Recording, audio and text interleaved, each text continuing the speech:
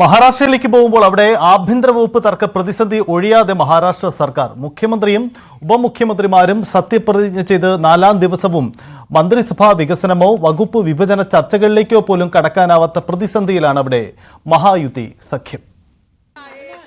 ആഭ്യന്തര വകുപ്പ് കിട്ടിയേ മതിയാകൂ എന്ന് ശിവസേന, പറ്റില്ലെന്ന് BJP. ഈ ഡെഡ്ലോക്കിലാണ് മഹായുതിയിലെ തുടർ ചർച്ചകൾ. ദേവേന്ദ്ര ഫട്നാവിസോ ഏക്നാഥ് ഷിൻഡെയോ രണ്ടിലൊരാൾ വിട്ടുവീഴ്ചയ്ക്ക് തയ്യാറാകാതെ പ്രശ്നപരിഹാരം സാധ്യമല്ല. അനൌദ്യോഗിക ചർച്ചകൾ പലതരത്തിൽ നടക്കുന്നുണ്ട്, പക്ഷെ സമവായം മാത്രമാകുന്നില്ല. തുടക്കം മുതൽ BJPക്ക് പിന്തുണ അറിയിച്ച അജിത് പവാറിന് ധനവകുപ്പ് എന്നതിൽ മാത്രമാണ് ഇപ്പോൾ ധാരണ. ആഭ്യന്തരത്തിന് പകരം റവന്യൂ, നഗരവികസന വകുപ്പുകൾ നൽകുന്നതും ചർച്ചയായെങ്കിലും അതിലും സമവായമില്ല. ഉള്ളിൽ തർക്കം മുറുകുമ്പോഴും ഷിൻഡെ പരസ്യപ്രതികരണം നടത്തിയിട്ടില്ലെന്നത് മാത്രമാണ് BJPക്ക് ഏക ആശ്വാസം. BJP ദേശീയ നേതൃത്വം ഇടപെട്ട് തർക്കം പരിഹരിക്കണമെന്ന നിർദ്ദേശവും ഉയരുന്നുണ്ട്. എന്നാൽ ഫട്നാവിസും ഷിൻഡെയും അജിത് പവാറുമായി ചർച്ച നടത്തി തീരുമാനിക്കുമെന്നാണ് ദേശീയ നേതൃത്വത്തിന്റെ നിർദ്ദേശം. ഇനിയും സമവായമായില്ലെങ്കിൽ BJP ദേശീയ അധ്യക്ഷൻ JP നദ്ദയോ ആഭ്യന്തരമന്ത്രി അമിത്ഷായോ ഷിൻഡെയുമായി ചർച്ച നടത്താനുള്ള സാധ്യതയുമുണ്ട്.